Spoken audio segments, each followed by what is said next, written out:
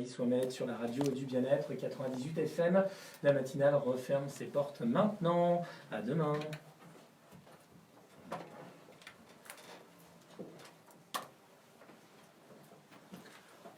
Et dans un instant, vous avez rendez-vous avec le bar de l'économie qui fait sa rentrée. Après 2 bons gros mois de vacances, vous allez retrouver Florence Sœur qui reçoit de nombreux invités. Ils ont vu la lumière, donc ils se sont dit pourquoi pas participer à l'émission. C'est un des invités qui m'a soufflé ça. Donc, bien sûr. Si, c'est vrai. Donc c'est Franck Bissetti, c'est bien ça, qui sera avec vous, Florence Sœur, dans un instant, qui fait partie de Canet, qui est une agence spécialisée dans quoi exactement ? Dans la diffusion du réseau Internet sur la fibre. Super. Et puis d'autres invités viendront se présenter au micro d'IDFM Radio Enghien d'ici quelques minutes. En pleine forme donc. Florence Sœur pour assurer cette nouvelle saison. Absolument, je suis ravie de vous retrouver. 2 bons mois de vacances, dis donc, vous en faites pas, vous. Hein, bah non. Vous avez bien raison. Très bonne émission et à demain matin pour une nouvelle matinale. L'indicatif du bar de l'économie. Ah, fallait pas me dire ça. Hein. Dès qu'il a l'occasion. Allez, amusez-vous bien. On mord de rien. Vas-y. Allez, 10 minutes là, je m'appelle. Les autres, on n'a pas eu le temps de se présenter, mais je vais écouter. Et puis Florence va vous présenter. Exactement. C'est la même société. Ah, c'est la même société. Ah, vous êtes tous les 3 pour la. Tous les 4. Tous les 4. Attention. À bientôt.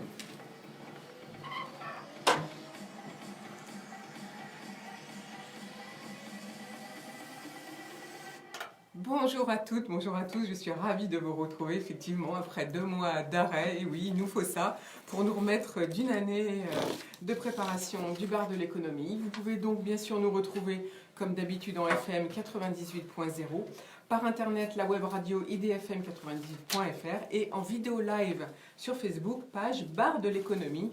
Ça sera maintenant comme ça, à partir de cette année. Nous diffuserons toutes nos émissions en vidéo live sur Facebook comme d'habitude, mais sur la page Bar de l'économie. Alors aujourd'hui, je suis ravie de recevoir Franck Bissetti. Bonjour. Bonjour, François. Vous êtes le cofondateur de Canet, créé en 2010, qui fournit un accès Internet avec des offres triple play. Vous allez nous expliquer d'ailleurs ce que ça veut dire. Et d'ailleurs, vous serez accompagné par Quentin Lemoine. Bonjour. Bonjour Florence. Vous êtes le directeur commercial avant-vente et après-vente. Et avec vous, on saura tout sur Canet qui s'installe en Val d'Oise. Et donc, bienvenue à vous. Vous avez choisi la ville de Marines pour vous installer. Donc, bienvenue à vous. Et on saura tout sur votre société et le groupe, car il y a plein de choses intéressantes. Mais tout d'abord, comme d'habitude, ce sont les infos du jour. Alors, la première info que j'ai choisie aujourd'hui, c'est qu'est-ce que la garantie d'origine en électricité verte? Et oui, peut-être que vous avez entendu ce nouveau mot. En pratique, il n'est pas possible de connaître l'origine de l'électricité que nous consommons. Elle est généralement constituée en France d'un mélange principalement d'électricité nucléaire et d'électricité renouvelable. Alors pour donner de la valeur à leurs offres électricité verte, les fournisseurs comptent sur les garanties d'origine. Depuis 2012, ce document électronique permet de certifier l'origine renouvelable d'une électricité produite et injectée sur le réseau. Ainsi, lorsqu'un producteur produit de l'électricité verte, éolienne, solaire thermique ou solaire photovoltaïque ou hydraulique, etc., eh bien, il peut demander l'attribution de ce certificat garantie d'origine délivré par l'organisme indépendant Power Next. Son rôle, vérifier par le biais d'audit l'origine renouvelable de l'énergie en question, et c'est ensuite grâce à un numéro d'identification unique que la traçabilité de l'électricité et la transparence des informations la concernant sont assurées. Le consommateur qui a souscrit une offre d'électricité verte verra la part de cette électricité figurée sur leur facture. Notez que le système des garanties d'origine pourrait bien se voir étendu à toutes les sources d'électricité renouvelables ou non, avec pour objectif plus large cette fois d'assurer la traçabilité plus globale de la production. Alors Franck Bissetti, une énergie verte, pour vous, ça a du sens ou pas? Je ne suis pas un spécialiste du domaine. Je m'intéresse comme tout citoyen à ce que je consomme. Aujourd'hui, ce qu'on appelle l'électricité verte n'est pas forcément la meilleure électricité à mon sens. Aujourd'hui, pour moi, le plus grand problème, c'est le réchauffement climatique, c'est la lutte contre les gaz à effet de serre. Et aujourd'hui, une électricité, je vais prendre l'exemple de la biomasse, qui est considérée comme une énergie verte, hein, c'est du bois qu'on brûle. En termes de gaz à effet de serre, on est servi. Le nucléaire, qui a une très mauvaise réputation, les vapeurs qui s'échappent, c'est de l'eau. Donc aujourd'hui, j'aurais tendance à préférer du nucléaire à de la biomasse, en ne faisant peut-être pas beaucoup d'amis. Mais voilà. Et qui en plus nous permet d'être indépendants au niveau énergétique. L'indépendance, ça ne me dérange pas de consommer EDF ou de consommer n'importe quel fabricant d'électricité. On vit en harmonie, en société avec les uns et les autres. C'est clair qu'aller faire la guerre dans un pays africain pour aller récupérer de l'uranium, c'est pas des plus intelligents. Mais voilà, après, couper la forêt primaire dans les pays asiatiques pour faire de la biomasse, c'est pas non plus très intelligent. D'ailleurs, vous êtes vous-même très intéressé par tout ce qui est biologique. On en parlera tout à l'heure car vous possédez une ferme biologique. Donc c'est pour ça que vous allez nous expliquer un petit peu tout ça tout à l'heure par rapport au groupe que vous gérez. Vivre plus longtemps, deuxième info du jour, oui, mais surtout vivre mieux. Tel est le thème de la nouvelle édition des entretiens médicaux d'Anguin qui aura lieu le 12 octobre prochain à la Pergola Nova, au programme des invités exceptionnels, comme d'habitude bien sûr, mais notamment Jean-Louis Etienne, cette année, le médecin explorateur qui à 72 ans se lance dans l'aventure Polar Pod, mais aussi des centenaires qui viendront vous livrer leurs secrets de longévité. Il y aura des ateliers et des conférences. Je vais vous citer quelques thèmes, par exemple sport et santé, bien vivre chez soi, alimentation et santé, bien entendre pour bien vieillir, aider les aidants. Bref, il y aura aussi des opérations de dépistage et d'information avec la Croix-Rouge, tout un espace d'exposition et puis des animations avec notre propre radio IDFM. Pour avoir le programme complet, allez sur internet, tapez les entretiens au pluriel bien sûr d'anguintoutattaché.com. Troisième info du jour, c'était la rentrée des classes hier partout en France, et notamment à Argenteuil. Alors la ville poursuit sa politique d'investissement dans l'éducation. 45 millions d'euros en faveur des écoles et des centres de loisirs ont été investis depuis 3 ans. Le dernier en date, c'est le nouveau groupe scolaire Simone Veil, construit dans le secteur de la Porte Saint-Germain, quartier Val-Notre-Dame, pour un budget de 18 millions d'euros. Ce nouveau groupe scolaire à ossature-bois de 20 classes emploie des techniques de conception et des matériaux permettant de réduire l'empreinte carbone et la construction, et de répondre aux exigences du label énergie carbone E+C. Il est composé d'une école maternelle, d'une école élémentaire, d'un accueil de loisirs maternels et primaires, et il intègre aussi, et c'est ça la nouveauté, une salle polyvalente partagée, accessible aux habitants du quartier pour des réunions et des manifestations. Donc profitez-en et contactez-les pour pouvoir vous réunir. 14 000 jeunes argenteuillais effectuaient cette année leur rentrée dans les écoles de la ville. Autre info du jour, c'est la 36e édition des Journées européennes du patrimoine. À cette occasion, le préfet du Val d'Oise, Amaury de Saint-Quentin, lance le concours photo #JEP95. Il vous invite tous les Valdoisiens à soumettre vos plus beaux clichés architecturaux du département jusqu'au jeudi 19 septembre. Pour participer, chacun est invité à suivre le compte Instagram et à poster sa photo sur Facebook, Instagram ou Twitter avec le hashtag, je répète, hashtag JEP95 en mentionnant le compte @préfet95 dès ce mardi 3 septembre et jusqu'au jeudi 19 septembre minuit. Une sélection des 6 meilleurs clichés sera retenue et fera l'objet de publications sur leur compte de préfecture, c'est le compte Instagram @préfet95. Les lauréats seront récompensés par de nombreux cadeaux qui seront remis le 21 septembre en préfecture, bien sûr par le préfet lui-même. Et puis je vous rappelle que la préfecture est ouverte pour les journées du patrimoine. Vous pouvez aller la visiter, mais bien sûr, inscrivez-vous. Voilà, c'était nos infos du jour. On va faire tout de suite, comme d'habitude, une petite pause musicale, une jolie pépite. À tout de suite.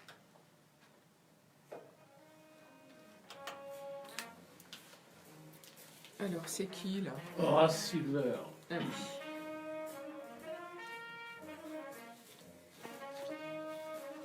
Et après, ce sera Angèle, Si tu veux. si on a le temps. Bah, après leurs interventions à 9h30, avant l'interview de Angèle avec laquelle tu as choisi Flou. Ok. Ça aura aucun rapport avec les canteurs. Pardon? Les musiques. Non, non, ça c'est ce qui va Non. se passer après ça. D'accord. Je prépare toute la playlist. Ça se passe dans le bureau. Bon. Après il va y avoir un décompte, mais bon, c'est parti.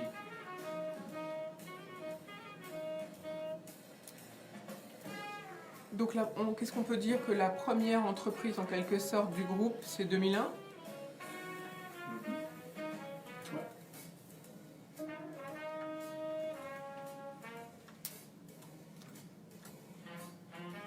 Alors vous êtes parlé d'abord de votre installation à Marine, pour revenir, enfin on va parler un petit peu du groupe, puis en premier et après des autres, et du mode de financement si vous voulez bien. On est là pour répondre aux questions.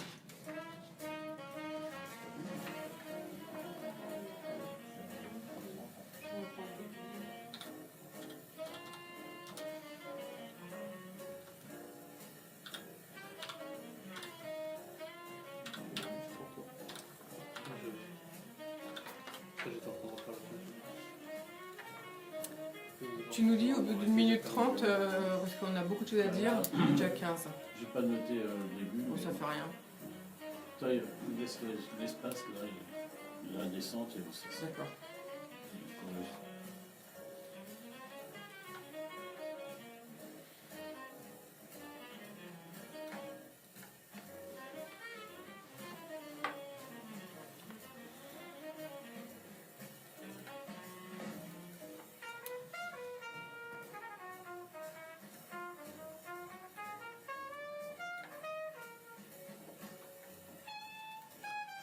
Mais vous, Marine, on s'est déjà vu, nous?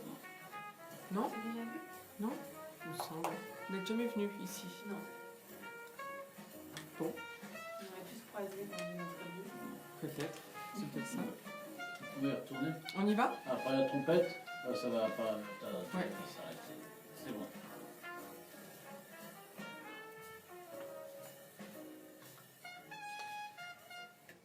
Et oui, vous avez entendu une jolie pépite avec Horace Silver au bar de l'économie sur IDFM, la radio du Val d'Oise et de l'Île-de-France. Alors aujourd'hui, je suis en compagnie de Franck Bisetti et de Quentin Lemoine.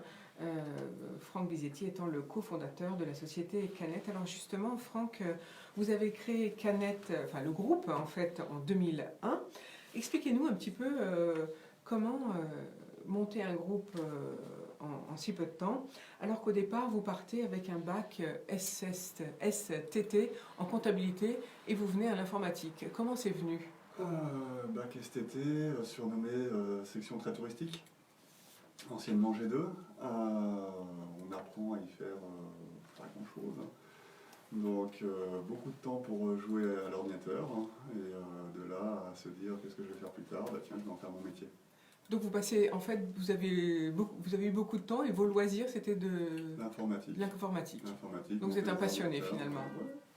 c'est ça? Donc monter les ordinateurs, dépanner les clients, vendre les ordinateurs à droite à gauche, acheter les pièces détachées, les revendre. Donc vous faisiez ça du temps où vous passiez votre bac? Ouais. Pendant le bac, ma bourse d'études, quand j'ai commencé mon BTS, je me suis acheté un graveur CD, à l'époque 4000 francs, 70 francs le CD vierge. Une époque qu'on n'a pas connue, une demi-heure pour copier un CD, enfin c'était vraiment... C'était très long à Ouais. l'époque. Et puis surtout c'était très cher, mais... Voilà. Et du coup, vous montez votre première entreprise en 2001 en faisant de la maintenance, tout simplement, de la maintenance informatique, c'est-à-dire que de votre activité Voilà, de jeune étudiant, vous en faites votre société. De ma passion d'informatique, à force de dépanner à droite à gauche, j'ai dépanné l'expert comptable chez qui travaille ma sœur. On a cofondé une société en 99 dans la création de sites web.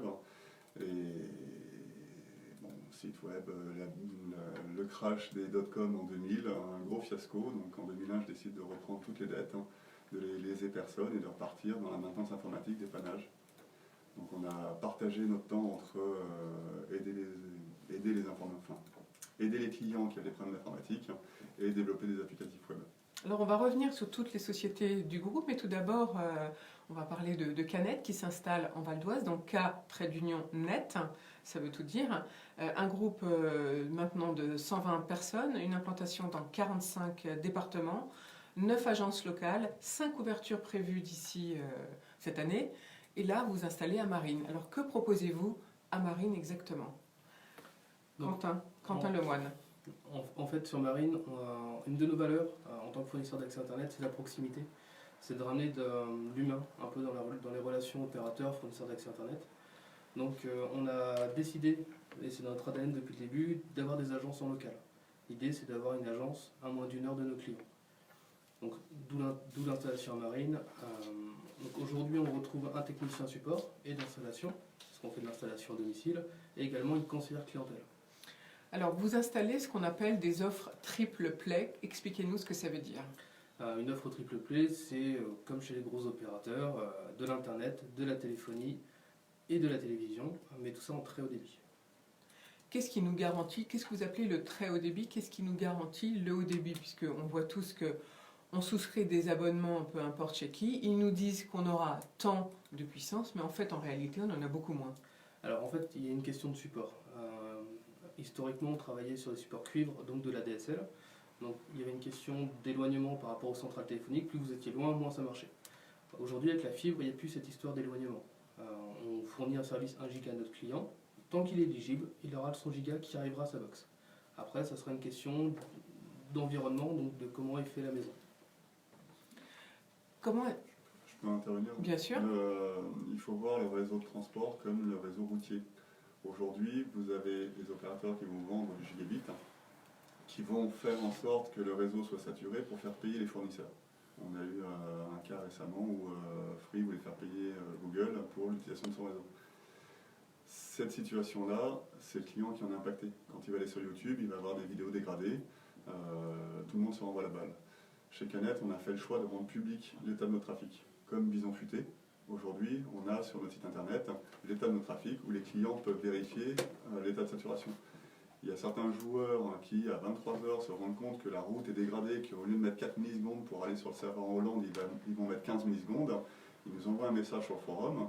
Au même titre qu'on cherche la proximité avec nos agences, on a un forum où nos ingénieurs interviennent dessus. Pourquoi est-ce qu'on a 15 millisecondes? Ah bah oui, effectivement, le trafic passe par Londres au lieu de passer par Amsterdam. On corrige la route, voilà, c'est fait. Donc on a cette interaction avec le client qui fait partie de notre ADN, qui est là pour changer un peu la relation entre le client et l'opérateur. Voilà, donc tout ça pour avoir donc l'internet, la téléphonie et la télévision via la fibre, j'imagine. C'est ça, Quentin Tout à Lemoine? fait, oui. Alors, vous avez dit tout à l'heure que vous étiez en RIP, sur les réseaux RIP. Qu'est-ce que ça veut dire? Alors en fait, pour la fibre, grossièrement, pour les déploiements fibre, vous avez les réseaux d'initiative publique, donc pour les zones moins denses, la campagne typiquement, et les zones amies, où on retrouve les opérateurs historiques. Typiquement, ça peut être Orange qui déploie son réseau fibre. Donc on va simplifier, il y a la campagne d'un côté, la ville de l'autre. En simplifiant, c'est ça. Voilà, donc vous intervenez plutôt à la campagne. Tout à fait. Donc ça explique pourquoi vous êtes installé à Marines. Ça explique pourquoi on est installé à Marines. Mais si on a envie de vous faire appel à vous et qu'on habite, par exemple, comme nous, la radio, à Enghien-les-Bains, est-ce qu'on peut vous demander, vous, comme opérateur, ou est-ce qu'on est obligé de faire autrement? Pour le moment, on n'est pas encore présent sur les zones très denses. Avec un peu de chance, ça évoluera dans le futur. Mais aujourd'hui, à Enghien-les-Bains, on ne peut pas proposer de fibre. Donc même si nous, consommateurs, on insiste, on ne peut pas avoir accès à vous? Non, c'est une question d'accord avec les opérateurs historiques. Donc par contre, alors vous allez intervenir au niveau du Val d'Oise et de l'Île-de-France. Dans quelle, expliquez-nous un petit peu les zones sur lesquelles vous êtes autorisé à opérer. Alors sur l'Île-de-France, en fait, on travaille dans le 77. On a d'ailleurs une agence qui est prévue d'être ouverte le mois prochain. Le 95, le 92 qui est prévu dans les prochains mois également. Et historiquement pour nous, le 91. Voilà, donc ça veut dire que comment fait-on pour faire appel à vous? Combien ça coûte? Si on est, comment vous allez vous déployer? Alors, pour nous contacter, 3 méthodes assez simples. La première, la plus classique, c'est le site internet. La deuxième, par téléphone, évidemment. Et enfin, avec nos agences. Donc, comme je le disais, on a l'agence de Marines qui ouvre là bientôt, donc on pourra nous retrouver dans notre agence. Dans le 91 également, à Épinay-sur-Orge. Et l'agence qui est prévue dans le 77 à Coulommiers, donc la fin du mois prochain. Pour nos offres, on a des offres qui commencent à 35,99 €, donc on est à peu près dans les standards du marché. Et ensuite, on a une deuxième offre à 39,99 €, donc pour du triple play. Donc là, c'est à peu près donc, les prix, vous êtes alignés sur tous les prix du marché finalement. Tout à fait. Vous avez une formule assez intéressante, enfin vous avez une formule d'entreprise, une vision d'entreprise, Franck Bisetti, assez originale. Et du coup, vous l'appliquez pour tous ceux qui veulent passer par vous au niveau de la fibre, grâce à votre société d'investissement. Expliquez-nous un petit peu comment et pourquoi. Le côté original, c'est qu'on cherche à rendre service aux clients ou... Voilà, c'est ça. D'accord. C'est-à-dire qu'en fait, avec vous, on peut être propriétaire finalement de son réseau, quelque part. Oui, l'ADN, comme Quentin disait, c'est qu'on cherche la proximité à la qualité. On cherche à rendre un service aux clients. Après, il faut on a des besoins en tant que société. On a besoin de financement. Raccorder un client à la fibre, ça nous coûte en moyenne 250 €. Le client va payer ses 35 € tous les mois. On va dégager une marge de 10 €. Ça veut dire que les 20 premiers mois, on est à perte. Il nous faut du temps. Généralement, le client est content, il reste plus de 20 mois, donc là, on commence à dégager de la marge pour financer le développement. Mais ce laps de temps, il faut qu'on le finance. Et quand les banquiers nous ont gentiment dit que le marché ne correspondait pas à nos capacités intellectuelles, en gros, j'avais pas fait l'étude, donc j'avais pas le droit d'aller sur ce marché-là, qu'il fallait leur vendre la société, j'ai pas forcément été j'ai pas suivi, donc j'ai cherché des solutions alternatives. Donc ce que vous voulez dire, c'est que pour des petites sociétés, des start-up finalement, parce que vous êtes encore, on peut presque appeler ça une start-up, voilà. Donc pour des petites structures qui recherchent du financement, finalement le banquier, comme il n'a pas de sécurité, va refuser de vous financer ou préfère vous racheter complètement parce que vous êtes sur les nouvelles technologies. La sécurité, il l'a à travers BPI, il l'a à travers différents organismes d'État qui ont mis en place la sécurité. Il ne nous connaît pas, il va regarder notre CV. Moi, mon plus haut diplôme, c'est un bac STT. J'ai fait une première année de BTS que j'ai jamais fini parce que j'avais autre chose à faire. Oui, puisque vous êtes lancé en entreprise tout de suite. Voilà, j'ai mon directeur commercial, son plus haut niveau, c'est 3 BTS.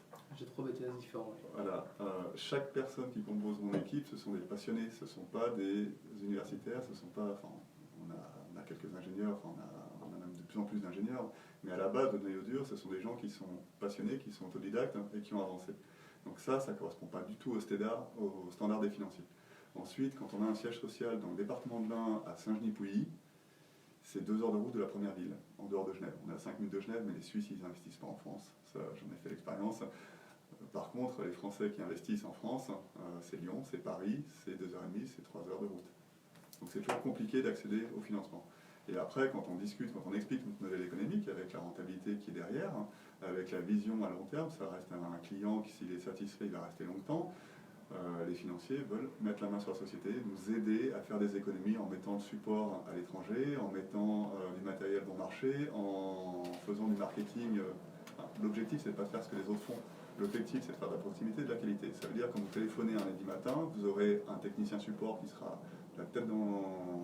ça ne dit pas à la radio, qui sera la gueule enfarinée, qui aura passé la tête dans les tuyaux, c'est ça, surtout les doigts dans les tuyaux. Et il aura tendance à râler au téléphone. Un vendredi, il aura tendance à vous expédier. Parce que c'est un bon français râleur, comme tous les français râleurs, et c'est les gens qui sont passionnés, c'est les gens qui vont dépanner le client. Voilà, donc on a une approche qui est vraiment à l'opposé. Et parmi les outils qu'on a mis en place pour répondre à votre question sur le financement, on a été le premier opérateur, et à ce jour il n'y en a que 2 dans le monde qui le font, on a été le premier opérateur à vendre l'accès Internet et non pas le louer. Ça veut dire qu'au lieu de payer 36 € tous les mois, vous achetez votre abonnement à 4 800 €. Est-ce que c'est un abonnement à vie? C'est un abonnement à vie. Vous restez Si on déménage 6 mois, 1 an, 10 ans, 20 ans. Si vous déménagez, vous devez casser votre abonnement. Généralement, les clients gardent leur abonnement même quand ils déménagent. Et si vraiment ils sont malheureux d'aller déménager en ville et de ne pas pouvoir garder Canette, ils font valoir la clause de réméré, c'est-à-dire qu'ils annulent la vente. Et Voilà, donc avec vous, une solution originale, soit on le loue par mois, soit on achète carrément son débit Internet, c'est ça? Vous achetez avec la garantie qu'on vous rachète le jour où vous partez. Ça veut dire que c'est un placement à 9% net d'impôt. Exactement. 10 Donc, fois mieux que le livret A. 10 fois mieux que le livret A. Donc, mais on peut aussi, j'imagine, investir sans être client, notamment pour ceux qui sont en ville. Aujourd'hui, on a différents supports. En 2015, il y avait pas mal de bruit autour du financement participatif. Les plateformes manquaient de stabilité à l'époque. Depuis, ça s'est beaucoup amélioré. Le cadre législatif s'est amélioré. Vu que j'étais impatient, j'ai mis en place mes propres outils à travers FB. Donc pour nous donner une ordre de grandeur, on fait à peu près 1000 clients par mois. Ça veut dire que chaque mois, on doit trouver 250 000 € pour raccorder nos clients. Oui, donc il vous faut de l'investissement en fait. Et voilà. Quand on investit 3 millions sur l'année, On a une capacité d'autofinancement avec nos clients historiques, mais on est en permanence en train de rechercher de l'argent. Quand Quentin me fait, avec ses équipes, un bon mois qu'il arrive à 1500 ou 2000 ventes, moi je dois faire un gamin pour vendre des organes. Enfin, ça c'est peut-être pas à la radio, donc excusez-moi. Je ne vends pas d'enfants.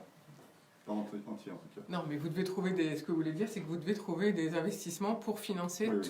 tout. Donc on passe notre temps à toutes chercher ces des commandes. investissements. Donc aujourd'hui, on a, en plus de l'abonnement à vie, on a des placements, des prêts participatifs. Donc on rémunère à 8% brut les particuliers qui veulent nous soutenir. Même si donc on n'est pas client, je le répète. Et alors donc, vous dites que finalement, à l'époque, comme vous dites, ça a beaucoup évolué, les plateformes de financement participatif, mais à l'époque, ça n'existait pratiquement pas. Donc c'est pour ça que vous avez développé votre propre société d'investissement. C'est d'une part parce qu'elles n'existaient pas forcément, et d'autre part pour le circuit court. Aujourd'hui, je suis un adepte du circuit court. Des outils informatiques permettent de tout automatiser pour créer une relation de proximité avec l'usager. On est dans l'accès Internet sur un circuit court entre le producteur et le consommateur. Sur le financement, l'objectif c'est aussi de faire un circuit court. Au lieu d'aller placer son livret A qui va aller alimenter la caisse dépôt et consignation, qui va alimenter des hedge funds, qui va alimenter des entreprises généralement sélectionnées au niveau du CAC 40 parce que c'est trop compliqué d'aller dispatcher de l'argent à droite à gauche. L'objectif c'est de virer 3 ou 4 intermédiaires et de donner la rentabilité à celui qui prend le risque.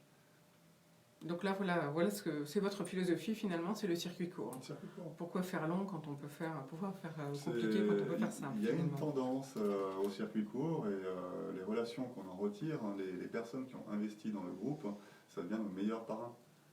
Je veux dire, quand un concurrent va aller démarcher un de nos clients qui a investi 5 ou 10 000 euros dans la société, il lui sourit, il lui dit non c'est bon, vous pouvez partir, je ne paie pas mon abonnement, je pars en vacances, je pars en week-end tous les ans grâce à ce que ça me rapporte, j'ai pas besoin de passer chez un opérateur avec un support à l'étranger ou autre. Alors si on veut vous contacter donc pour installer son réseau, son internet ou sa télévision ou sa téléphonie sur la fibre via Canet, on fait comment, Quentin Lemoine?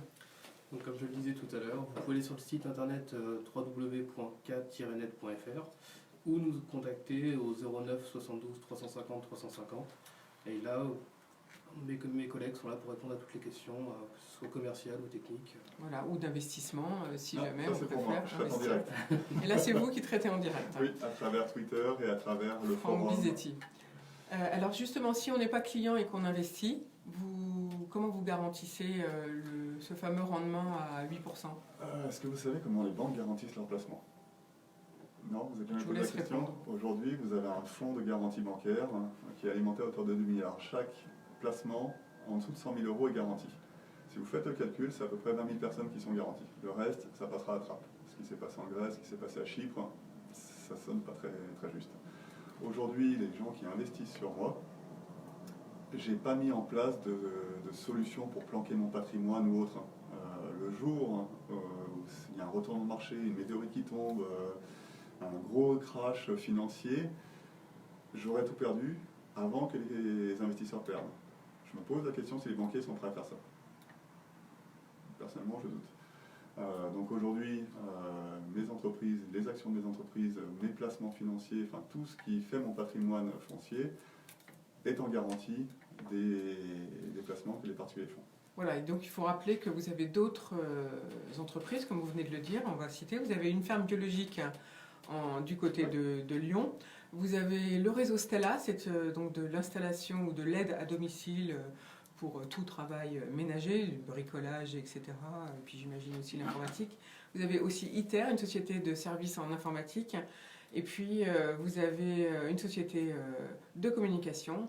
Et puis donc... Ça fait déjà beaucoup. Voilà, ça fait déjà beaucoup. Et donc peut-être un jour vous reviendrez nous parler de terre de Bilia, c'est-à-dire c'est la ferme biologique. Mais en attendant, on va faire notre seconde pause musicale. En tout cas, merci d'avoir été avec nous ce matin à l'antenne.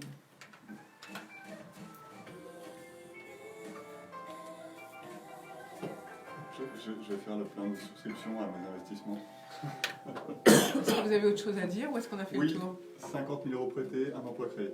D'accord. Ça vous parle Eh ben, ça on va conclure là-dessus. Et après, on va passer la parole à Yasmina Kadra.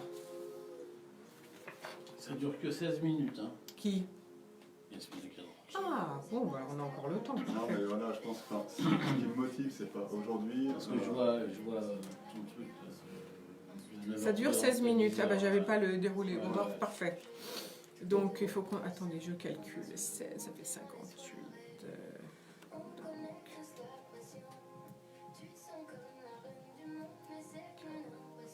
Si vous avez continué 40. 30 minutes, On a ça jusqu'à 40. Aujourd'hui, les propositions de rachat qu'on m'a fait, je peux être rentier sur 3 générations. Voilà, et même en valorisant à un tiers du chiffre d'affaires annuel, couteau sous la gorge, je vends, je récupère 5 millions. Donc aujourd'hui, j'ai pas de souci à faire pour moi. Ce qui me motive, c'est de continuer, c'est les personnes qui m'ont fait confiance.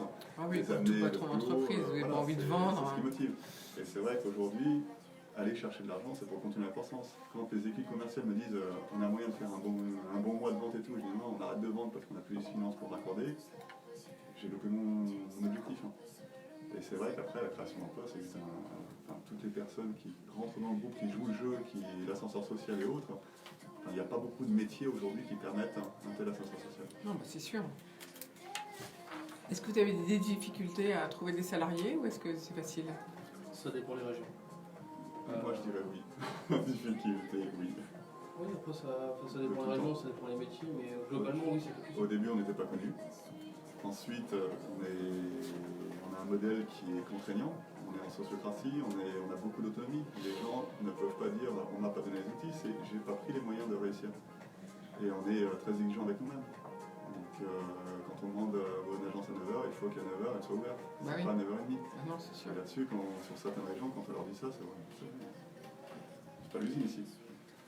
Une région comme Genève, les salaires sont 3 fois plus élevés en Suisse. Donc pour embaucher quelqu'un sur les salaires français, c'est compliqué.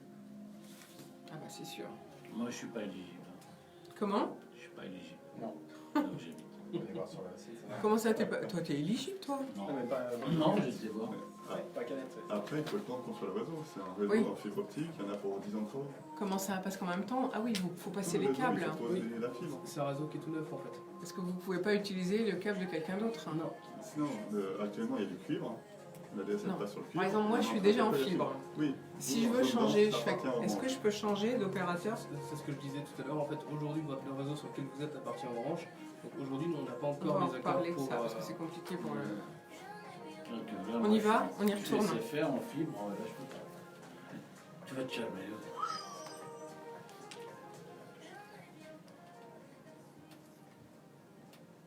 Je suis sûre que vous avez reconnu la préférée des Français actuellement, c'était Angèle avec son titre flou, cette jeune Belge qui cartonne, en tout cas chez nous. Aujourd'hui, au bar de l'économie, je suis accompagnée de Franck Bizetti et de Quentin Lemoine pour la société Canet qui s'installe à Marines en Val d'Oise et qui nous fournit de l'internet, de la télévision et de la téléphonie avec sur la fibre bien sûr.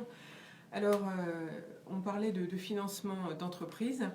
Franck Bizetti, vous disiez qu'au début, c'était pas facile de se financer, mais que maintenant, lorsque vous y arrivez et lorsque les investisseurs investissent, finalement, c'est un emploi créé tous les combien? Ça fait depuis 10 ans que j'explique à qui veut l'entendre que 50 000 € prêtés sur 3 ans, c'est un emploi créé. Donc, un emploi créé. Est-ce que vous avez des difficultés à trouver des salariés? Tout dépend les corps de métier, tout dépend les zones. On est sur des salaires français. Si je prends ma région historique, qui est la banlieue de Genève, les salaires suisses sont 3 fois plus élevés. Les charges sociales sont 3 fois moins élevées, donc mécaniquement, les salaires sont beaucoup plus élevés. Bizarrement, les Français préfèrent aller travailler en Suisse que travailler en France. Là, c'est un fait. Une infirmière va gagner dans les 4 à 6 000 € par mois. C'est un peu plus gratifiant que travailler en France, même si on contribue à la Sécu, si on a une retraite plus ou moins garantie pour la suite, ainsi de suite. D'accord. Et donc, vous disiez, alors comment fait-on si on est déjà fibré et que l'on veut changer d'opérateur? Est-ce qu'il y a de nouveau un réseau à construire ou est-ce que là, on peut changer d'opérateur plus facilement et ça coûte moins cher pour vous en tant qu'installateur puisque vous n'avez rien à câbler? Quentin Lemoine. Aujourd'hui, en fait, c'est ce que j'expliquais un petit peu plus tôt. Nous, on travaille vraiment sur les réseaux d'initiative publique. Donc, si vous êtes sur un réseau d'initiative publique, donc en campagne, hein, c'est ce qu'on disait précédemment, si vous êtes déjà raccordé. Épinay-sur-Orge, à la campagne, vous? Non. D'accord. C'est les zones moins denses. C'est moins dense par contre. Donc voilà, si vous êtes sur 57% du territoire, avec un réseau support qui appartient à la collectivité, vous avez une multitude d'opérateurs qui vont se battre. Vous avez du Orange, du SFR, vous avez du Bouygues, du Free, et vous avez des alternatifs, Coriolis, Canet, Vidéo Futur. Et une demi-douzaine d'opérateurs Qui de peuvent différentes intervenir. tailles. Voilà. Voilà, donc si vous êtes sur un réseau d'initiative publique, vous pouvez basculer facilement d'un opérateur à l'autre. Si vous êtes sur les zones denses, c'est Orange ou SFR qui construisent le réseau. Et derrière, c'est pas forcément très facile d'aller interconnecter nos équipements sur leur réseau à eux. Et ensuite, les tickets d'entrée sont importants. On ne va pas aller déployer des milliers d'euros, des dizaines de milliers d'euros de matériel pour accorder 3 clients. Donc il nous faut un niveau de client potentiel suffisamment intéressant pour aller mobiliser des ressources. Voilà, donc voilà pourquoi vous vous répartissez entre les différents fournisseurs, entre les zones denses, comme vous dites, et les zones moins denses. Donc là maintenant, on comprend mieux qu'il n'est pas toujours facile de changer d'opérateur finalement. Donc si vous voulez passer chez Canet là où vous habitez, ça ne va pas être possible. Donc sur les zones denses du type Enghien-les-Bains, ça n'est pas possible. Mais par contre, à Marines et dans tout le haut du Val d'Oise, là oui, et tout comme la grande couronne finalement parisienne, c'est bien ça ? Tout à fait. Voilà, merci pour ce tour d'horizon. On va tout de suite partir retrouver Catherine Lanane, journaliste et rédactrice en chef de Pèlerin, qui interviewe Yasmina Khadra. Je vous rappelle que Yasmina Khadra vient de publier Le baiser et la morsure sous une plume puissante, fine et poétique, une plume qui nous touche beaucoup et qui nous aide à comprendre le monde qui nous entoure. Écoutez.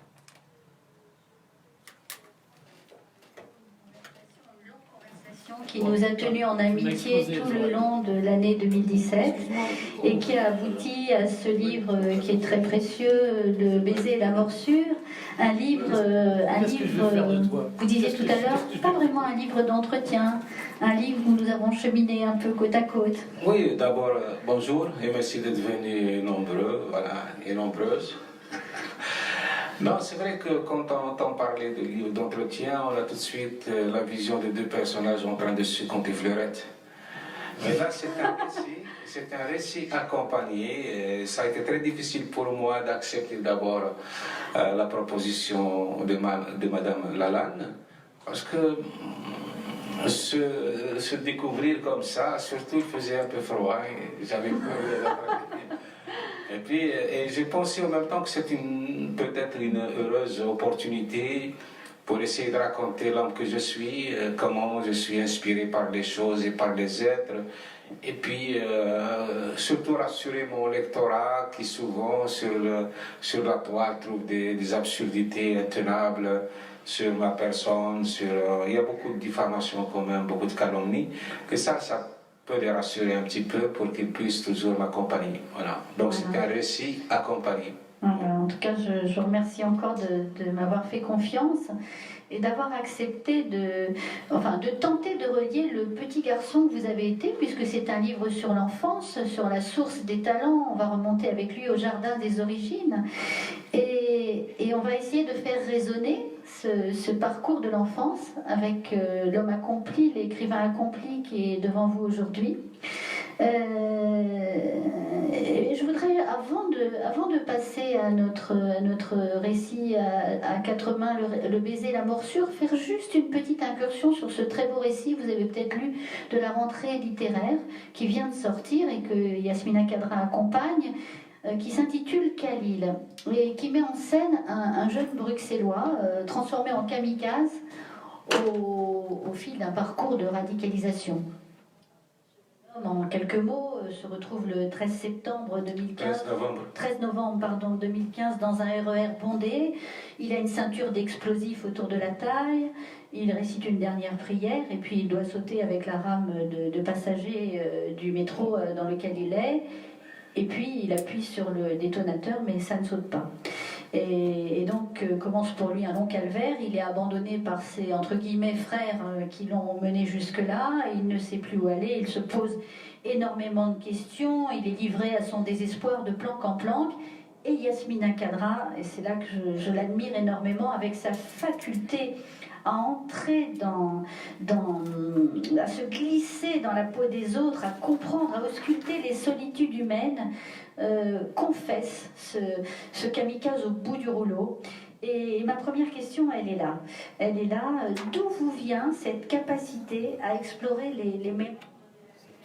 Est-ce que votre enfant,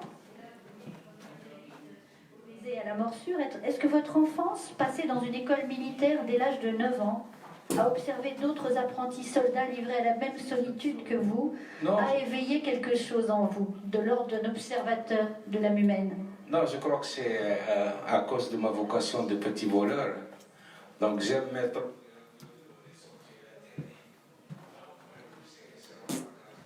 J'étais un petit peu ravi à ma famille pour être confié à une institution militaire, et cette institution militaire n'accueillait que les orphelins de la guerre de libération. Et moi, bien sûr, j'étais très triste. Mais la tristesse des autres était beaucoup plus manifeste et beaucoup plus incommensurable que la mienne. Et peut-être à cette époque, j'ai commencé à m'intéresser au désarroi des autres pour oublier le mien.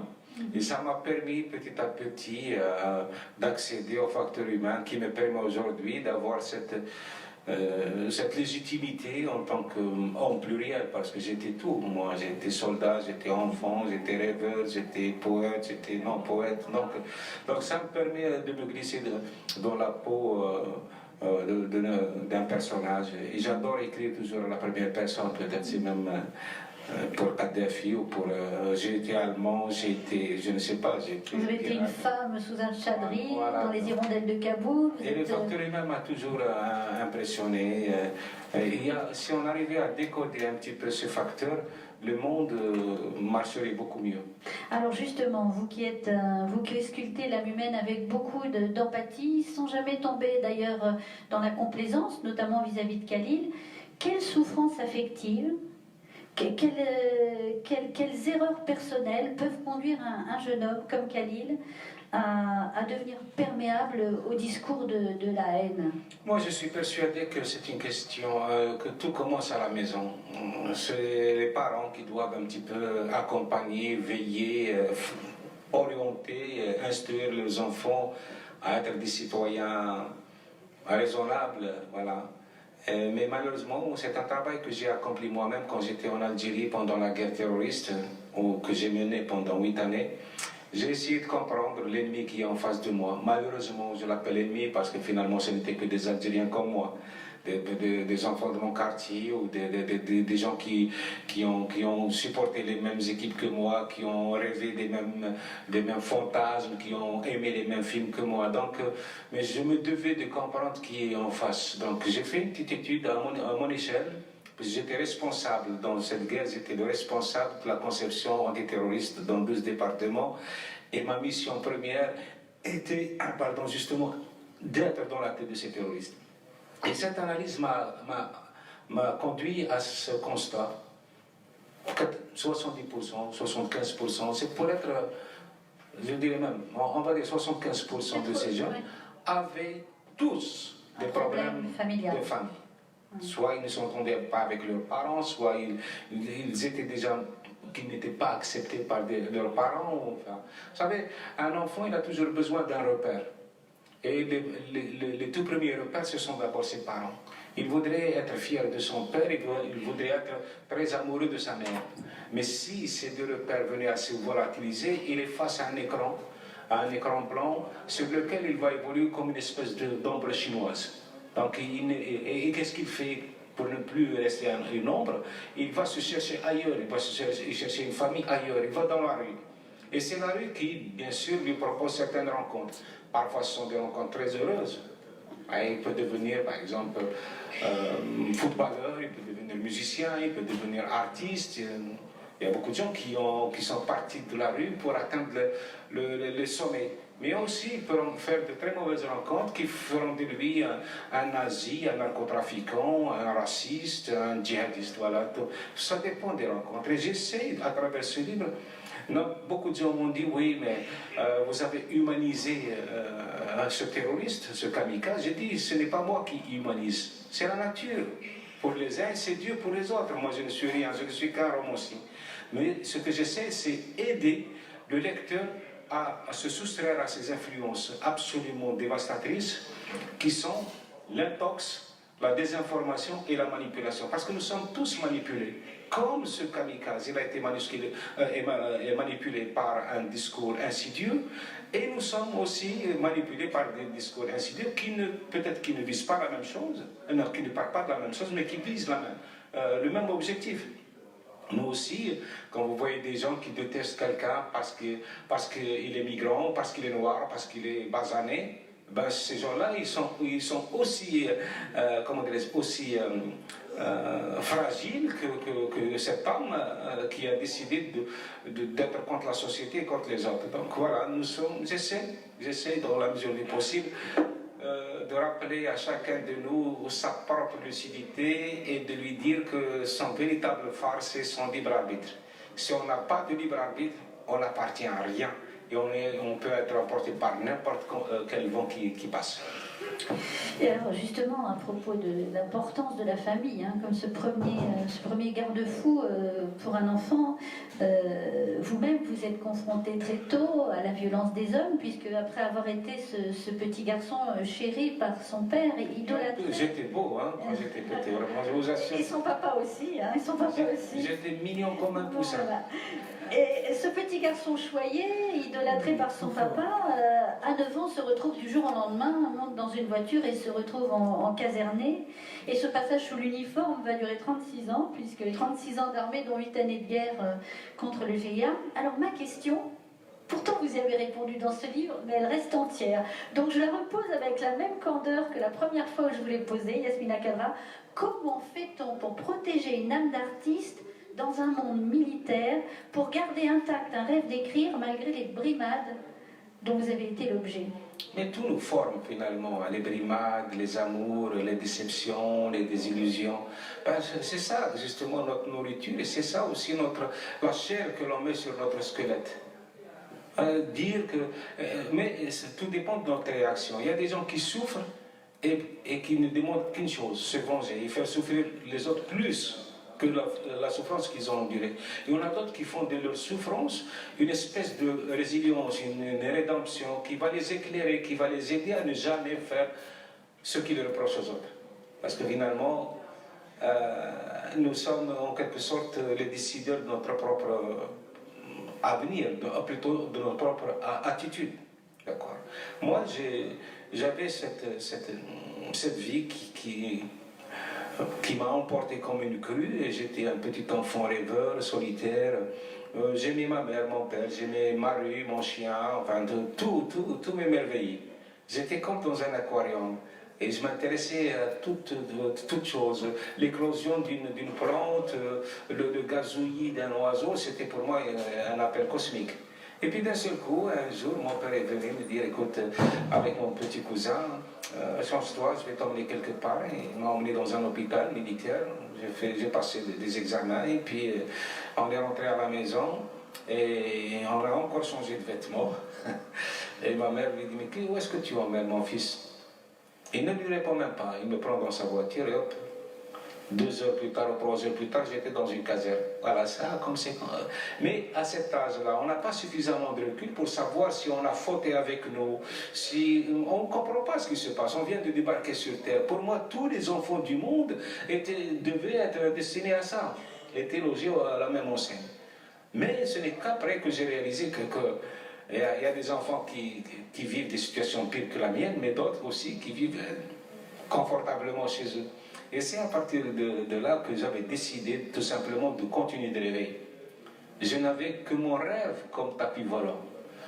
Cette caserne qui était notre école était d'abord une forteresse médiévale avec des forteresses assez hautes. Moi, quand je les voyais, quand j'étais petit, je pensais qu'elles étaient immenses. Mais quand je suis allé adulte, non, elles étaient franchissables. Mais quand même, ces murailles-là étaient un enfermement, la situation était quasi carcérale, et j'ai voulu tout simplement survivre à tout ça par le rêve. Et j'ai compris, et c'est ce que je dis toujours aux jeunes lycéens que je rencontre dans le monde entier, je leur dis, il n'y a qu'une seule personne capable de vous empêcher de réaliser vos rêves, c'est vous-même. Et je vous assure que oui, si on croit, si on maintient ce cap-là, aucun tsunami ne pourrait nous arrêter. Voilà, moi j'ai voulu tout simplement m'installer dans la générosité. C'est ça qui est très beau parce qu'on le voit, l'épreuve imprime tôt sa marque dans votre vie. Et vous le dites très bien dans ce livre. Le titre est de Yasmina Khadra, le baiser et la morsure. C'est-à-dire que ce que la vie vous donne d'une main, quelque part, elle s'empresse de vous le reprendre de l'autre. Elle vous embrasse et elle vous mord en même temps. Et alors, qu'est-ce qui triomphe? Ben, je ne sais pas, en tout cas, moi j'accepte. J'ai toujours accepté ma déveine et mes succès et ma chance, voilà. Il faut pas, ce n'est qu'une vie finalement. Pour moi, depuis tout petit, je savais que la vie n'était qu'un rêve. Et c'est à notre mort que l'on va s'éveiller. Donc, à quoi ça sert de faire du mal alors qu'on ne fait que rêver? Tout passe. Il y a heure avec son œuvre, automatiquement on ne pourrait qu'être heureux avec les autres. C'est aussi simple que ça. Je ne comprends pas d'ailleurs. Sincèrement, des fois je vois des jeunes, enfin des jeunes gens comme moi, de mon âge, qui sont dans la désespérance, qui sont dans la déprime. J'ai dit, mais éveillez-vous. Vous êtes, voix, il me fait penser à l'acteur qui a joué un acteur de son âge algérien. Vous êtes les seuls fossoyeurs de ce qui pourrait vous perdre.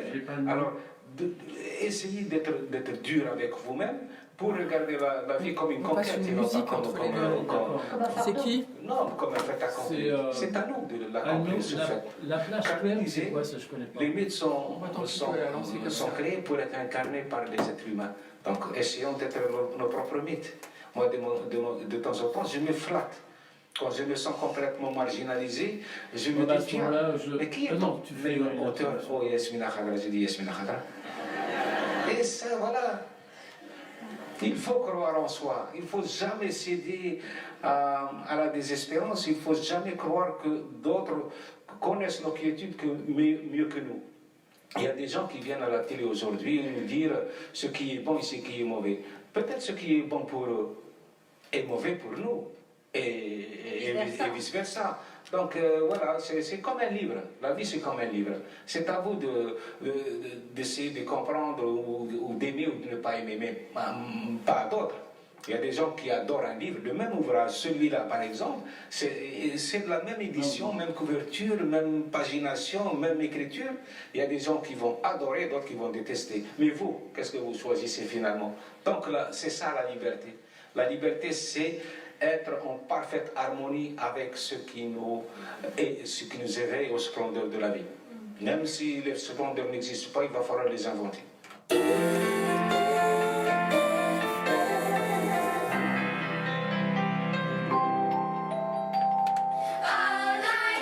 Ah bah, j'ai pas pu parler, moi.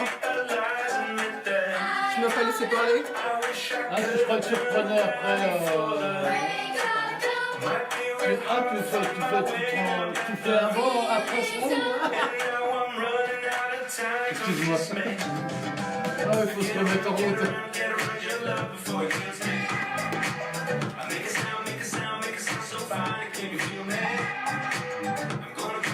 C'est pas grave, je vais me rattraper. Je vais me rattraper. Après toi, non, mais après toi, tu envoies l'autre. Non, mais je vais quand même conclure. Tu vas voir. Je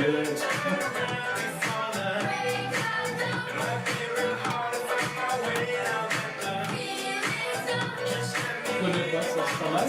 Ah ouais, c'est sympa comme tout.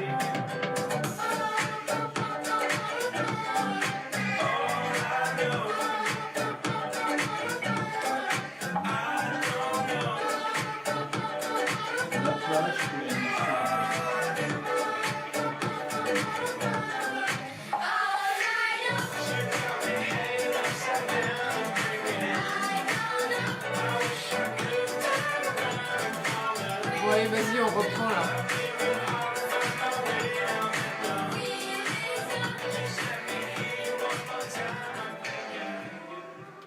Alors, vous venez d'entendre donc l'interview de Yasmina Khadra. Vous avez vu, je vous avais bien prévenu, une jolie leçon de philosophie.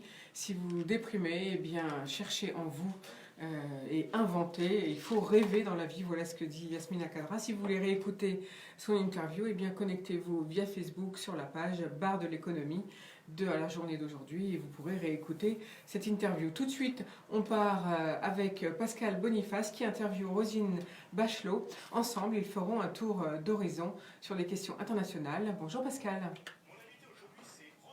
Roselyne Bachelot, bonjour. Bonjour Pascal Boniface. On va donc faire un tour d'horizon des questions internationales, mais tout d'abord peut-être un retour en arrière sur votre parcours. Vous avez fait des études en pharmacie et comment expliquez-vous que vous avez fait ensuite une carrière politique ?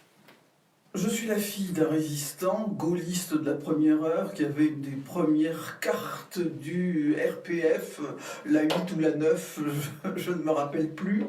Et nous ne parlions que politique à la maison. Alors bien sûr, il fallait avoir un diplôme. Ma mère avait dit, la seule dot que vous aurez, c'est un diplôme. Mais le fait de faire de la politique était consubstantiel à notre histoire familiale. J'ai donc voulu très tôt en faire. Je pense avoir fait ma première distribution de tracts, je devais avoir 6 ou 7 ans. Adhérente aux jeunes gaullistes. Et tout ça s'est fait très naturellement. Simplement, quand j'ai voulu rentrer dans la carrière politique, j'étais déjà assez vieille, je vais avoir plus de 30 ans, c'est ça. Mon père m'a dit, il ne faut pas qu'on pense que tu es ma fille, que tu me dois quoi que ce soit, donc tu vas choisir un canton imperdable un canton ingagnable, un canton ingagnable pour devenir conseillère générale. Mitterrand avait fait 58% des voix, il y avait un conseiller général baradé de notoriété et de légitimité que j'ai battu et j'ai pu ainsi entrer en politique malgré tous les classiques machistes du département. Alors en 2012, vous avez mis un terme à votre carrière politique, vous avez été parlementaire européenne, ministre de plusieurs domaines sur lesquels on reviendra, et puis vous avez fait une entrée que l'on peut qualifier de fracassante dans le monde des médias. Est-ce que vous pensez que vous avez peut-être gagné en influence, que vous avez perdu en pouvoir ? Je suis persuadé que la politique est consubstantielle de la vie et que certains me disent parfois, ça ne vous pèse pas d'avoir abandonné la politique. Je leur réponds chaque fois, mais je n'ai jamais abandonné la politique. Je pense avoir tété la politique avec mes premiers biberons et même au sein de ma mère. Et comme disait Démosthène, celui qui ne s'occupe pas de politique ne s'occupe pas de ses propres affaires. Donc, je suis une citoyenne engagée, je ne renonce à aucun de mes combats, je les mène d'une façon différente. J'avais fixé de façon très claire le terme de ma carrière politique en disant que je ne mènerai plus de combat politique après 60 ans, ce que j'ai fait. J'ai obéi à cet engagement que j'avais pris. Et pour répondre à la phrase de Clémenceau, qu'aimait citer mon père, la politique c'est comme un hamac, on a beaucoup de mal à grimper dedans, quand on est dedans on est ballotté de droite à gauche et en général on se casse la gueule en sortant. Et j'avais l'intention de ne pas me casser la gueule en descendant du hamac de la politique et de choisir la date et les modalités. Ce que je n'avais pas imaginé, c'est que j'avais l'intention de m'offrir une année sabbatique pour réaliser tout ce que j'avais pas fait, des voyages, des rencontres, des spectacles. Et puis, 3 semaines après, j'avais déjà 5 propositions, après mon départ du gouvernement, j'avais déjà 5 propositions diverses et variées de médias sur ma table et je n'ai eu qu'à choisir. Alors, vous l'avez dit, votre enfance a été marquée par la résistance, votre adolescence par le gaullisme. Est-ce que vous pensez que les fondamentaux de la politique étrangère française qui ont été fixés en son temps par le général de Gaulle sont encore valides aujourd'hui ? Certains éléments sont valides. L'idée que la France, malgré sa petite taille, est une grande puissance, qu'elle a une influence mondiale, qu'elle représente pour beaucoup de personnes dans le monde, sinon un idéal, du moins un paquet de références, ça reste valide. Par contre, le général de Gaulle, lui, il est l'enfant de la guerre, de son histoire personnelle. Il est l'enfant aussi, ou l'acteur plus exactement, de cette opposition en 2 blocs, de la guerre froide, puis de tout ce qui va se passer, de tout ce qui va pas se passer après. De Gaulle, il ne voit pas l'effondrement du mur de Berlin. Donc l'idée que l'histoire gaulliste se confond maintenant avec ce qui se passe dans le monde est évidemment irrecevable. Mais au niveau des valeurs, tout ce qu'il a édicté reste valable. Alors pour certains, Mitterrand, après l'avoir combattu, et durement combattu lorsque Jean de Gaulle était au pouvoir, s'est inscrit dans ses pas, ou du moins en politique étrangère, au point que l'on ait qualifié le concept de gaulo-mitterrandisme. Est-ce que vous réfutez ce concept en disant il y a De Gaulle, il y a le reste, ou est-ce que cette notion de gaulo-mitterrandisme, Mitterrand poursuivant et à sa manière la politique menée par le général de Gaulle, vous paraît un concept qui a sa pertinence ? Ce concept garde sa pertinence, d'autant plus que Mitterrand est lui aussi le fils de la guerre et de l'après-guerre, et que sa lecture du monde, elle est profondément semblable à celle du général de Gaulle. Et que cette lecture du monde va à la fois, après avoir combattu le général de Gaulle, l'amener à d'abord non seulement accepter, mais utiliser les institutions de la Ve République à son propre profit, et bien entendu avoir la même lecture des relations internationales que le général de Gaulle. Et d'une certaine façon aussi, on ne peut pas l'imputer au général de Gaulle, mort avant la redistribution des cartes liées à la chute du bloc soviétique, mais on voit bien que Mitterrand a eu du mal aussi à anticiper et à comprendre ce qui était en train de se passer en Europe de l'Est. La chute du mur de Berlin le prend complètement abruptement. Et il a du mal à ce moment-là à se situer dans cette nouvelle donne. Donc on peut parler de gaulo-mitterrandisme. Il n'y a pas une feuille de papier à cigarette, sauf peut-être une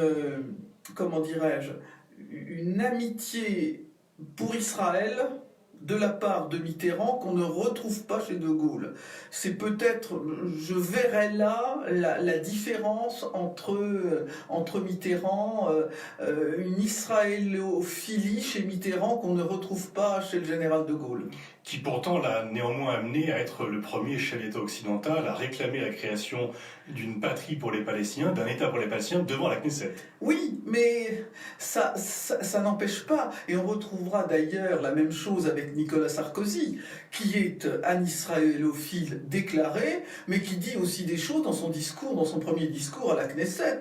Arrêt de la colonisation, droit au double État, avec Jérusalem comme capitale, et qui dit devant une israélophilie déclarée, qui redit les mêmes choses.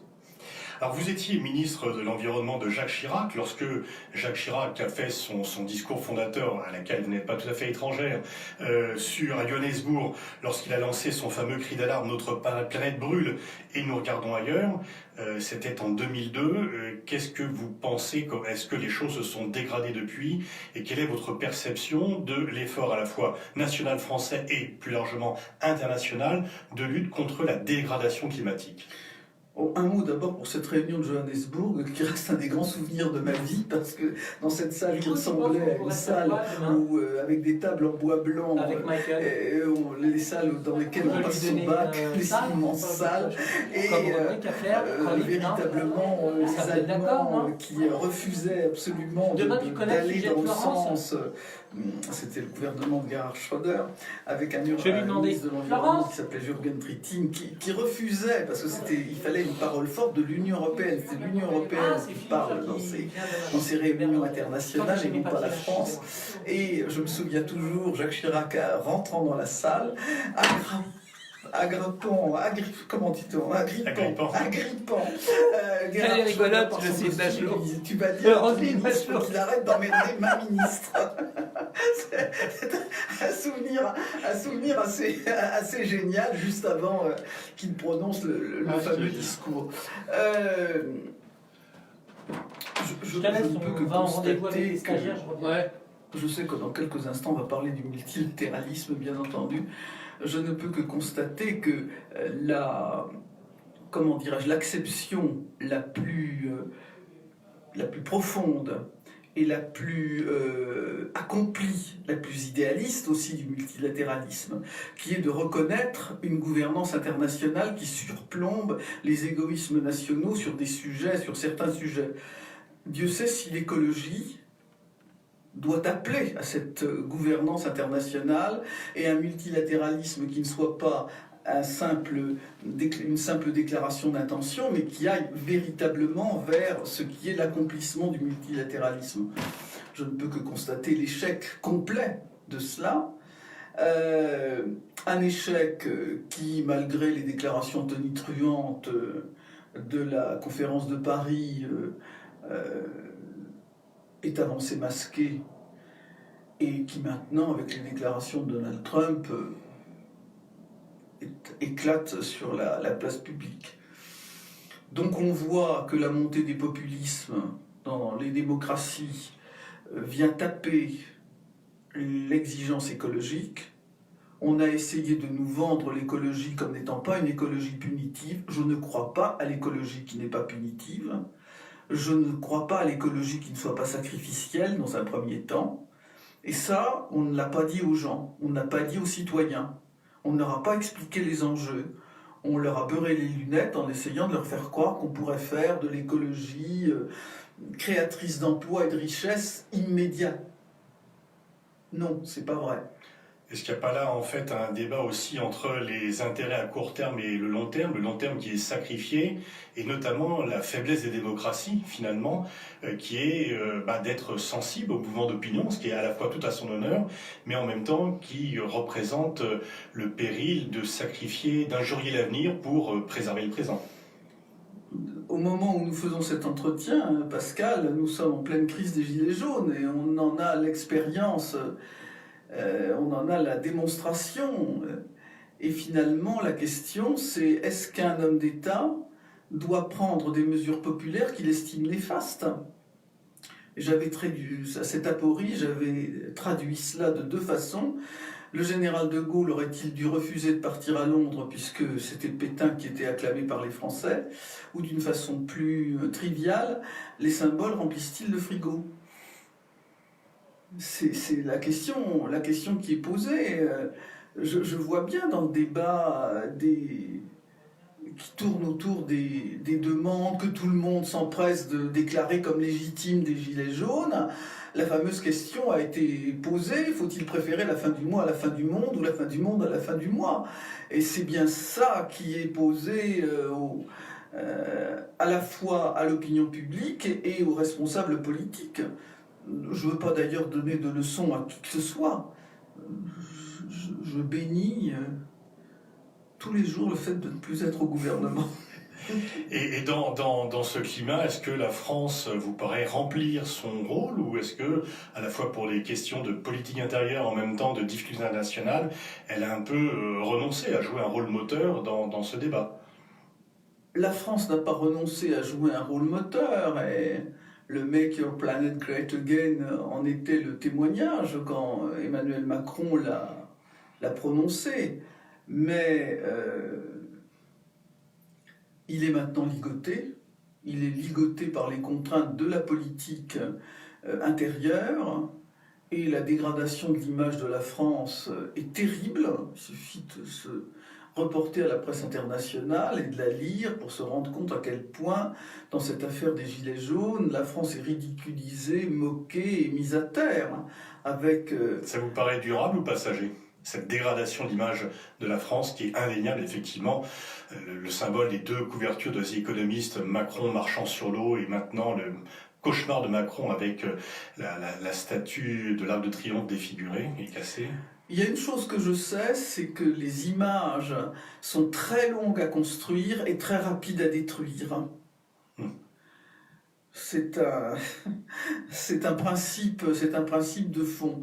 Alors, quand vous me dites, Pascal, est-ce que c'est passager ou durable, que ça détruise l'image de la France sur un siècle, Dieu merci, les terres sont de sable où s'efface le pas des vainqueurs et le pas des vaincus. Mais c'est pas de moi, c'est de Malraux, je précise. Je précise au passage pour ne pas me parer des oripeaux que je n'ai pas mérité. Mais la reconstruction de l'image de la France, elle va prendre plusieurs années. Et ça, l'influence que peut avoir Macron dans des réunions internationales viendra être tapée. Quand on reçoit des leçons de démocratie de M. Erdogan, on a quand même envie de mettre une bombe à Ankara, quoi. Alors justement, l'accord sur le nucléaire iranien a été cassé, enfin rejeté par les États-Unis, comme d'autres accords multilatéraux. Donc il y a effectivement cette crise du multilatéralisme, mais plus encore, les Américains nous ont demandé de cesser de commercer avec l'Iran. Est-ce que ce n'est pas la plus grave atteinte à la souveraineté que notre pays a reçue? Et comment répondre à cela? Parce que finalement, même du temps de la guerre froide, lorsque les États-Unis nous protégeaient, jamais il y a eu une telle atteinte à la souveraineté de la France. Bien, les États-Unis font jouer leur rôle d'hyperpuissance parce que effectivement, ils ne nous disent pas de ne pas commercer avec l'Iran. Ils nous disent nous avons des lois qui vous interdiront de faire des affaires aux États-Unis. C'est bien ça le problème. On n'a absolument pas d'interdiction de commercer avec l'Iran. Simplement, il y a des règles aux États-Unis qui font que les sociétés qui commercent avec l'Iran se voient imposer d'abord des interdictions et si elles ne les observent pas, des pénalités qui représentent des centaines de millions de dollars, parfois, ou du moins des dizaines de millions de dollars. Non, oui, des centaines de millions de dollars. Il y a un certain nombre d'entreprises françaises, et même de milliards, vous avez raison, Pascal. Et donc voilà, et que à nos marchés, ce sont les États-Unis pour toutes sortes de produits qui sont fabriqués en France, et pas seulement les camemberts et le vin rouge. Et donc, est-ce que c'est pas parce que du temps de la guerre froide, il y avait le COCOM, il y avait effectivement des accords pour ne pas commercer avec l'Union soviétique, mais jamais on était arrivé à ce point-là, du fait que des grandes sociétés françaises, par ailleurs, ça remet un peu en cause la notion de champion national, sont obligées de se retirer de l'Iran. Est-ce que ça ne vous paraît pas être certainement l'un des plus graves défis posés aux responsables français en termes de capacité d'action? C'est un défi majeur, mais la seule chose qui nous permettrait de nous en tirer, c'est d'avoir une vraie politique européenne, c'est de constituer une Europe forte, solide, qui est le premier marché du monde, et de dire d'une façon raisonnée et unie, dans un multilatéralisme européen, vous nous faites ça, nous vous ferons la même chose. On peut considérer l'incapacité de l'Europe et la façon dont l'Europe et du moins certains pays européens sont à genoux devant les Américains pour regretter que l'Union européenne et que comment dirais-je, les politiques européennes ne soient pas plus dynamiques. On réalise aussi qu'un certain nombre de solutions de la France ne passent certainement pas par un Frexit dans ce domaine, mais bien par un approfondissement et une véritable volonté politique européenne. Comment expliquer alors qu'on n'a plus besoin de la protection américaine comme au temps de la guerre froide?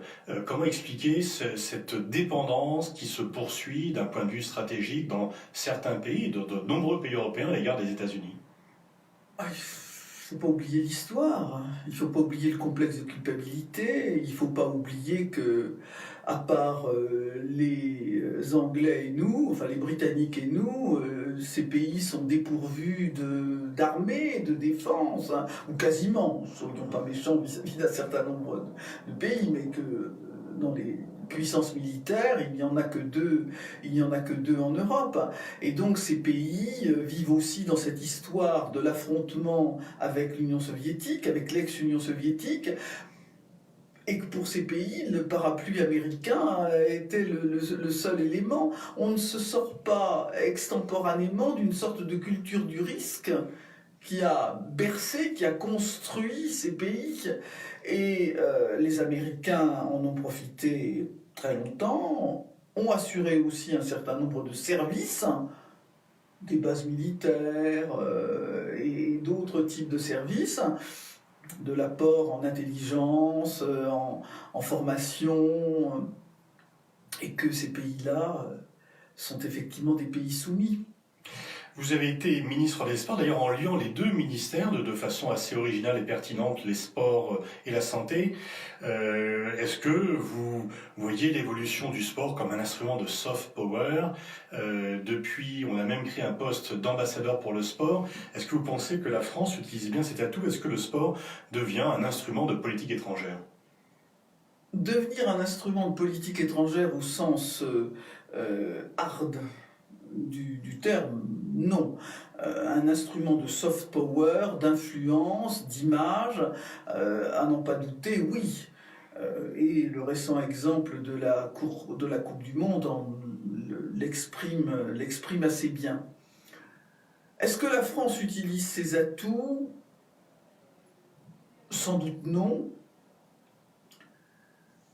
Elle ne les utilise pas parce qu'il y a chez la classe politique un certain mépris, un certain dédain pour le sport, qui ne serait pas considéré comme assez chic et assez valorisant. On a des élites qui sont volontiers méprisantes vis-à-vis du sport, d'autant que s'il est populaire, alors mon Dieu, on cumule les défauts.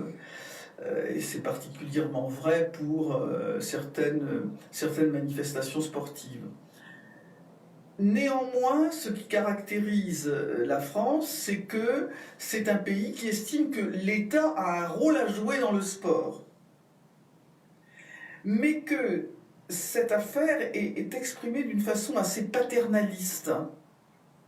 C'est la fameuse image du général de Gaulle dessinée par Faisan au moment de la catastrophe des JO c'était de Rome, merci, en survêtement en disant « si je ne fais pas tout moi-même dans ce pays ».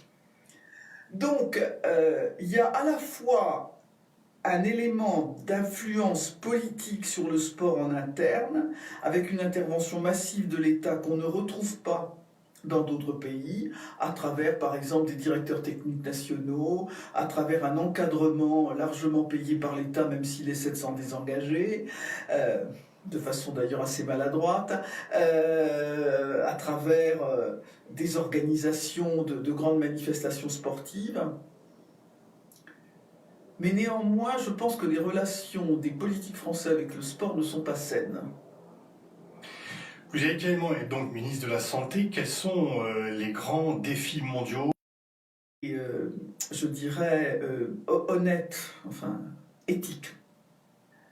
J'ai moi-même voulu un dialogue approfondi sur ces sujets avec la Chine et avec le ministre Chen Zhu, relation d'autant favorisée qu'il avait fait une partie de ses études à l'hôpital Saint-Louis, et qu'on se cachait pour se parler français, parce que comme il était assisté toujours de 3 ou 4 commissaires politiques, je me souviens d'un dîner où j'ai copieusement enivré les commissaires politiques à coup de vin d'Anjou pour pouvoir discuter tranquillement avec Chen Zhu. Comme quoi, les relations diplomatiques prennent parfois des tournures un peu étranges. Mais ce qui m'a bouleversé dans ces entretiens que j'ai eus avec le ministre chinois, c'est que j'ai vu que pour lui, la protection sociale universelle ne pouvait pas concerner toute la Chine. Il avait clairement structuré son discours sur le fait qu'il y avait 300 à 400 millions de Chinois qui constituaient les élites au sens grandiose du terme, parce que 300 ou 400 millions de Chinois, de la population urbaine, de la population qu'il estimait productive, de la population qui était traversée aussi par des exigences démocratiques, et que à ces 400 millions de Chinois, c'était calculé à la louche, il allait leur apporter une protection sociale. Mais qu'il y avait 800 millions de Chinois, les Chinois de la Chine périphérique, des campagnes, et que ces gens-là ne l'intéressaient pas. Et qu'on voit que cette vision qui est caricaturale en Chine, elle est aussi quelque part reproduite dans beaucoup de pays du monde. C'est-à-dire qu'il y a une classe, des élites et une classe moyenne, une upper class moyenne, qui va capter les richesses de la protection sociale à son propre profit. Et cette exigence démocratique et cette exigence d'équité Il est curieux de voir comme elle est ignorée. Ah bon, bah alors j'ai plus rien. Et comme elle n'est pas combattue, y compris par des organisations internationales dont c'est quasiment le métier, ou du moins le fondement. Non, non. Moi, c'est quelque chose qui me soucie énormément de voir capter les mécanismes de solidarité une fois de plus par les possédants, par ceux qui ont déjà Il y en a un jingle. Parce que ce sont ceux qui peuvent se faire entendre. Exactement. Pour terminer l'entretien, vous avez tout au long de votre carrière combattu pour l'égalité homme-femme. Vous avez dû vous-même vous battre pour vous imposer. Vous racontez ça avec beaucoup d'humour dans un de vos livres. Est-ce que vous croyez, est-ce que vous pensez que des progrès ont été réalisés et que l'égalité homme-femme est en train de s'imposer, si ce n'est dans la réalité, du moins dans les esprits, et même y compris dans la réalité? Il en est de cette question, il en est comme de ce dont je viens de parler avec la protection sociale. L'égalité, elle progresse chez les possédants, chez les élites. Je cherche d'ailleurs ce qui pourrait remplacer le mot élite, parce que élite est vraiment disruptif, disons chez... Ceux qui ont voix au chapitre. Ceux qui ont voix au chapitre, les classes moyennes supérieures, et véritablement on voit des progrès, et même on tend vers une égalité tout à fait substantielle. Moi, ce que je constate, c'est que l'égalité ne progresse pas chez les plus pauvres, qu'ils soient dans notre société, où au contraire les facteurs de régression sont terribles. Il n'est que de voir la montée des femmes voilées dans des banlieues et la mise sous tutelle d'un certain nombre de femmes, et pas seulement de femmes musulmanes, pas seulement, dans les couches les plus pauvres de la société. Et il en est de même dans les pays dans les pays qui ont du mal à se sortir de la misère et de la relégation, parce que le relativisme culturel, c'est la manière d'échapper à l'assignation économique et de trouver une raison de vivre, de retrouver des valeurs qu'on ne trouve pas dans le bien-être marchand. On peut d'ailleurs faire une réflexion philosophique là-dessus. Est-ce qu'il n'y a pas un moyen de lier à la fois l'identité culturelle et le fait de se sortir de l'assignation à résidence? Voilà, c'était donc un bel entretien entre Roselyne Bachelot et Pascal Boniface. Merci à tous pour avoir été présents aujourd'hui au bar de l'économie. On vous retrouve dès demain matin. Au revoir.